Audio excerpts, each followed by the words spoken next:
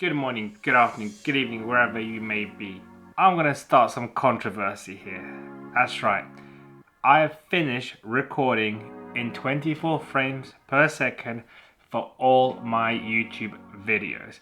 Now, if you have a problem with that, go down in the comments, put down what you think about that, and let me know. Otherwise, sit back, relax, and enjoy and listen to what I have to say because I am always right. And because I'm always right, that's why I don't have so many subscribers. No, this is my personal opinion and my personal opinion only, and you're more than welcome, like I said, to put down in the comments your personal opinion of what you think about this topic. But this is what I think, so like I said, sit back, relax, and enjoy the video.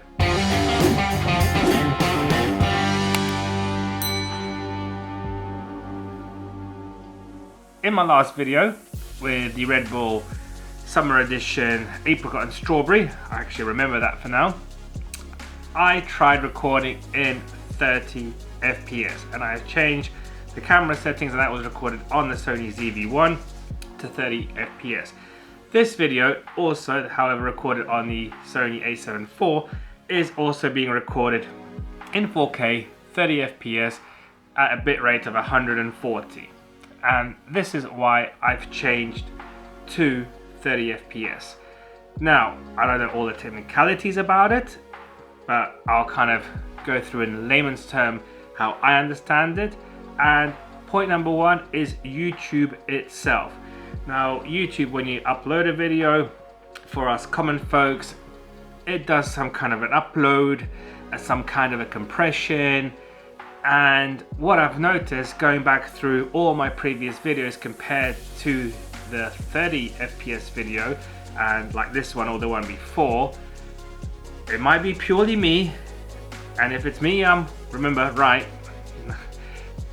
it might be just me, but for me, somehow those videos or these two videos in 30 FPS do seem a lot smoother.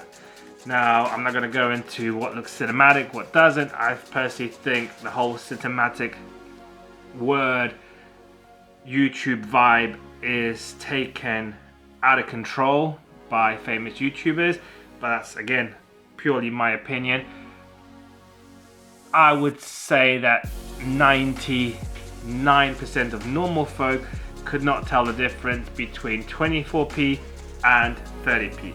And I'll tell you why. I've taken a few of my closest friends and family members, I've shown them 24p footage, I've shown them the same footage in 30p, and all of them, apart from one, have said they prefer the 30p footage. They said it looks smoother, it looks nicer, and it looks crispier. And those are their words, not mine.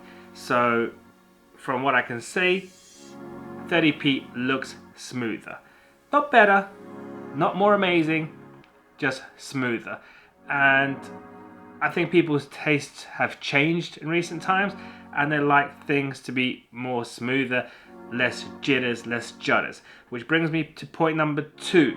And point number two is I also did some test shots recording normal walk around vlogs, which I've done quite a few in the past, and recorded in 24, and now I've tried the same in 30p. Now with the judders, because you get those 6 frames extra per second, again in my opinion, I think it makes it more watchable, and not in the sense that it's more watchable because it's cinematic.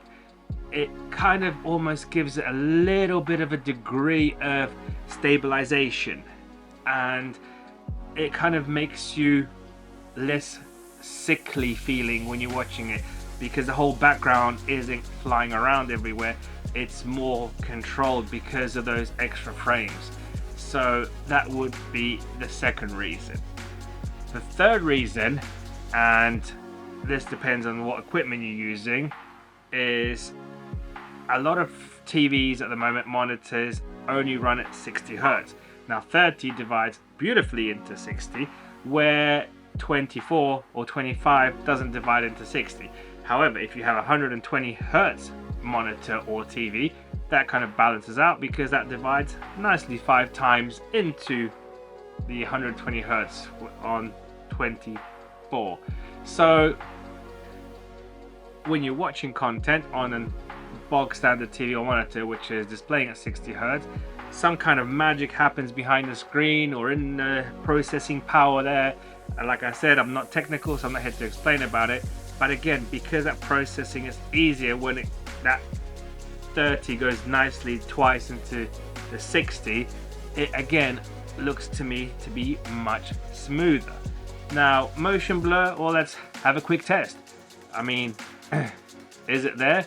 If I do this and go crazy, can you see the motion blur compared to 24? Well, unfortunately, as you all know or may not know, you can't do 24 and 30 frames per second in the same video. So it's up to you to decide and watch other videos at 24 frames to see whether that motion blur really does make a difference for you.